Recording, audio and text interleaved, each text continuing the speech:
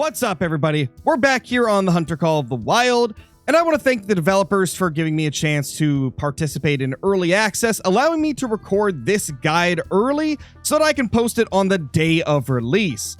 We're going to be talking about a whole bunch of things that are going to help you out on your Cuatro Colinas roe deer grind, but first let's take down this little guy right here. That is a piebald that I got to spawn last night, and I wanted to save it for today's video, so let's take it down. I decided to get a little bit closer just so we can hopefully get a really good shot on this guy. This should be good right here. I think we can easily make the shot. I would say we smoked that thing. Now let's see, what is this guy gonna score? Hopefully this is a pretty large one. 68. I forgot, piebalds score top of estimate, don't they? Well, in that case, I think this is the biggest one that we have got during this grind, so that is an awesome sight to see. That is super awesome. The piebalds always look so good, so it's always fun to get them. They do seem to be pretty common on the grind, though. But now that we've taken down that guy, let's get into the actual guide portion of this video, because I have learned quite a bit of information about the roe deer Great One grind during this early access, and I think it's going to help you guys out a lot. Now, first of all, let me just clarify that this is a day one guide. Obviously, it's super early in the release of the Great One roe deer. I'm posting this on the release day for this update. So there's definitely going to be some information that might change in the future. So don't take this as the be-all, end-all guide that gets everything perfect. Just take it as some information to help you get started with your grind on day one. Now, first of all, let's take a look at the map real quickly, and shout out to ProXCK for allowing me to use these maps in my videos. He told me a while back that I could use them whenever I want, so I always want to give him the credit for creating them whenever we show one of them. But this is every location that you can find roe deer on Cuatro Colinas. And as you can clearly see, there is a lot of locations that roe deer can be, but thankfully, really only one section of the map is actually annoying, and that's the river. The rest of the map is relatively easy to hunt. It's pretty easy to manage down, so it's not going to be too difficult of a grind, thankfully. So now that we've shown off all the locations they can be, let's talk a little bit about how to herd manage them. Now, first of all, what you're going to want to do is actually set it to their drink time. Now, if we look on the map, you can see that roe deer drink from 14 to 17.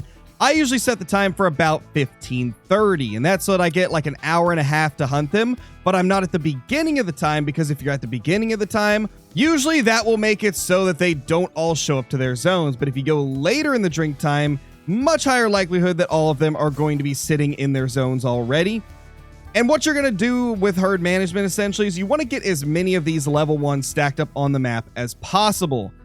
Now, let's say you have 100 male roe deer on your map, and this is just an example, but let's say you have 100 male roe deer on your map. You would want to get at least 70 of them down to level 1s like this. And then those remaining 30 would very routinely spawn in as big level 2s or level 3s and potentially even great ones. So to HM the roe deer, you want to try and stack up as many level 1s on the map as you possibly can. You do this by shooting any level 2s or higher until they respawn as level 1s. So basically, if you see a level 1 with this weight estimate or lower, leave it. If you see one that's higher than that, shoot it. And I would highly recommend that if you are herd managing, you're probably going to want to herd manage the river down first. Now, you've seen the map that shows where all of them can be, like the different locations that roe deer can be. You definitely want to start out with the river because it is the most annoying place to hunt. And you might be wondering, well, if it's annoying, why would I want to do it first? Well, I mean, that is exactly why you want to do it first. Get the worst out of the way first. Now, the problem, though, is that a lot of the roe deer are solos, and the ones that aren't solos are in pairs, which means when you shoot them, they're going to kind of just respawn wherever they want. And because of that, let's say you shoot a roe deer from the river. It might respawn up here at this lake, or it might respawn at this lake. It's going to respawn like in the same general area, but it could move a little bit, which is why I definitely recommend like hunting the river first. Try to manage down the river. I would also recommend managing down the lakes that they can be at in the north as well, and probably this one as well. And then focus on the lower half a little bit later because it's not nearly as annoying and they don't seem to bounce as far away from here. Now, you will need to periodically check the river because, you know, even if you shoot one like down here, it could respawn up at the river. So you're going to be hunting the river a lot throughout your grind, which is why I definitely recommend starting out with it so that you can try to get some of it managed down as quickly as possible, because you're going to want to manage down the entire map except for this lake. This is the only lake you need. So basically try to manage down every other roe deer across all the other lakes except this one, because this is a crazy spawn trap. When you shoot the roe deer at this lake in particular, they never leave it. The only way that they could possibly leave it is if you're hunting this as well as another lake, and let's say you shoot a female from a pair at this lake and then you shoot a buck from a pair at this lake, or vice versa, then those two might combine together to respawn as a new pair, because you essentially created two new solos by killing only one of the pair. That is the only situation where I've seen deer actually leave this lake, is if you only shoot one out of a pair and then shoot the opposite gender from a pair in a different area. They'll create a new pair because you created two solos. I am terrible at explaining this thing, so let's just play the clip of when I actually remembered how to explain it properly during my live stream the other day. Let's say you have a pair, right? And you shoot the male. That male will not be able to respawn until you kill a female. But because you shot the male and left that female is now considered a solo female. So if you shot a different solo female, that male would then respawn with her into a pair. As you can see, this is how I've got this lake set up, and it is absolutely insane. So let's go down there and actually take a look at what you're looking at whenever you hunt here. So the first thing we're greeted with is 3 bucks right here. We got 3 roe bucks. We've got a buck there, a doe there, a buck there, a buck there. It's just insane. And this is only half the lake.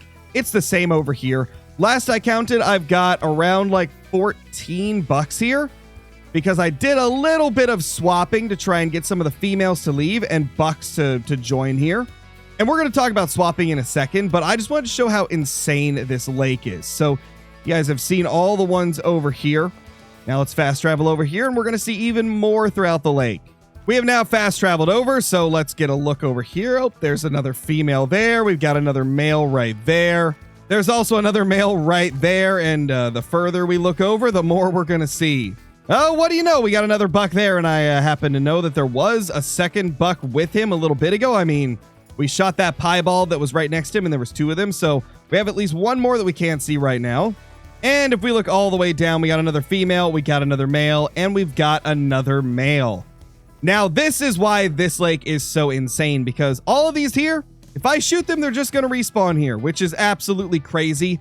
There's so many of them at this lake, and they respawn so consistently that I'll be halfway through a run running around trying to claim these guys, and the respawns will be taking place. I'll be seeing deer in places that I just fast traveled from. It is absolutely insane.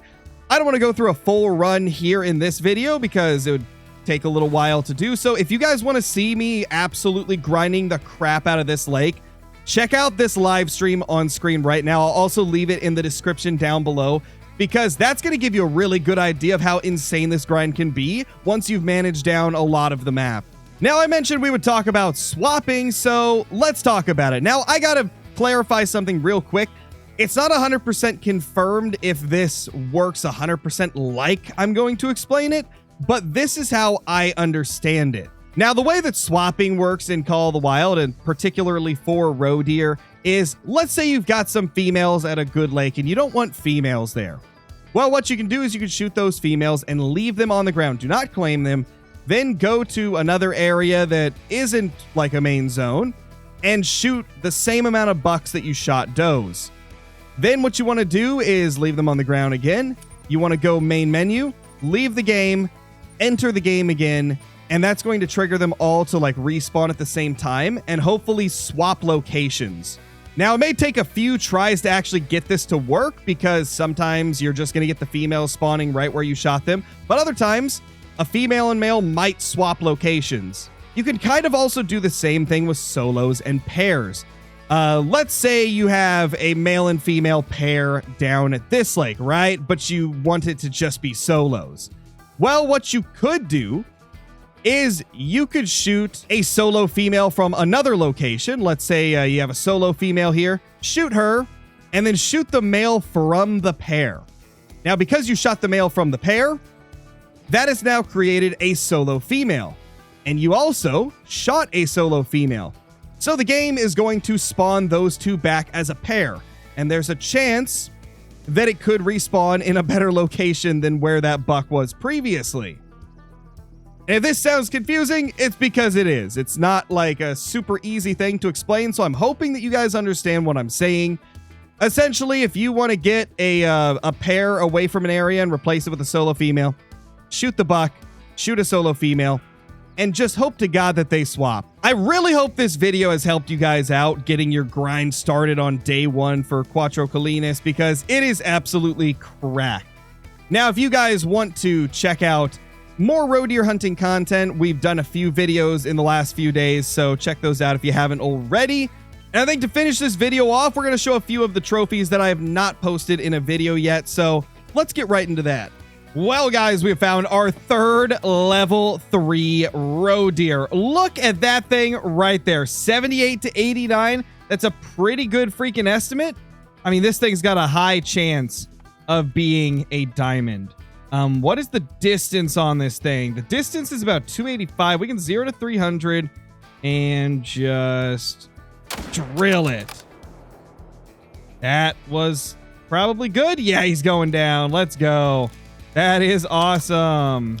Let's take a look at this beauty up close. Does this look like a diamond? I think that's a diamond. That looks really big. That is a 86 max freaking weight. There we go. Our first max weight diamond of the grind. That is a beauty right there. Oh my gosh. This might be my biggest roe deer diamond ever. I mean, this guy's a freaking monster. Holy crap, dude. I mean, it doesn't get any better than that, really. Unless I got one that was a little bit higher scoring, but I don't see them getting too much higher scoring than this. But let me know in the comments if you guys think that they get bigger than this or if you've seen one larger than this. Because this guy's a monster. Oh, that's a piebald. That's a really pretty piebald. Obviously, it's running away, so I'm not going to take the shot yet, but that might be our first, it is our first male rare. I almost said it might be. I'm so used to talking about diamonds. But doesn't work that way with rares. Rare's a rare. There it is. There's our piebald. Let's take it down. This is going to be a little bit of a compensation for the bullet drop there, but we got it good. And the female got away. Let's see this beauty right here. 56. That is beautiful. Look at that gorgeous little piebald. I love this. Absolutely love this. Fan-freaking-tastic, man.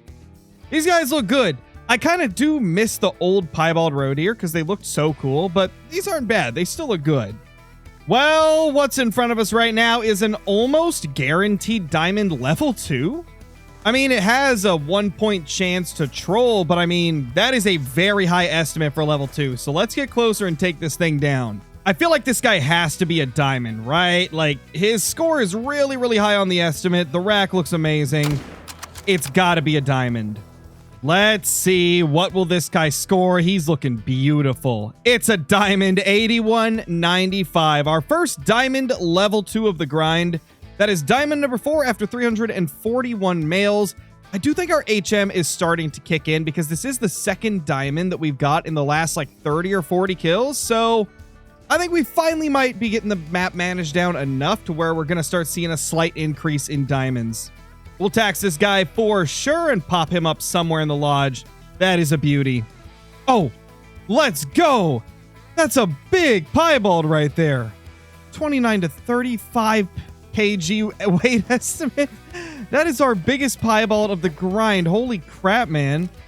Anything else decent over here? Not really. I mean, they're solid, but that is the best one. Oh, and that's the old pattern too. You know, I thought for a second that they had got rid of that pattern, but I guess I just didn't realize they had added a new one alongside it. So that is cool. And we have taken it down. Let's go. Well, let's go ahead and take down the rest of these as well. That's 1, that's 2, that's 3, and that is maybe 4? Yeah, we got it. That's 4. Beautiful. Man, this grind has really picked up recently, and this is our biggest rare by far. Look at that beauty. 74.84 Piebald. Wow, that is so cool, man. That is my favorite kill of this entire grind. That is so cool. Hope you guys enjoyed this video. Again, this is a super early version of a guide, so it's not going to be perfect. This is just the information that we know as of now. Things definitely could change in the future. And if things drastically change, I'll probably make another video on it as well. But if you guys enjoyed this video, subscribe to the channel, leave a comment down below, and hit that like button before you go. And I'll see you all in the next one. Peace!